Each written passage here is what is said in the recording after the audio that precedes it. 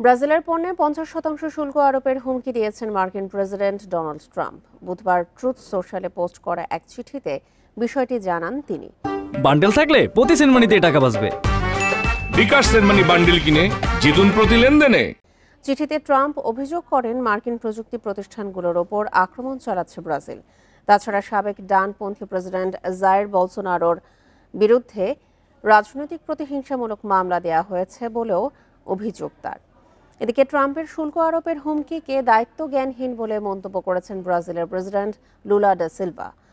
সপ্তাহের শুরুতে বলসোনারোর বিচার নিয়েও মার্কিন প্রেসিডেন্টের সাথে বাকবিতণ্ডায় জড়িয়ে পড়েন তিনি। সে সময় লুলা বলেন, বিচার কার্যক্রমে ব্রাজিল কারো হস্তক্ষেপ মেনে নেবে না।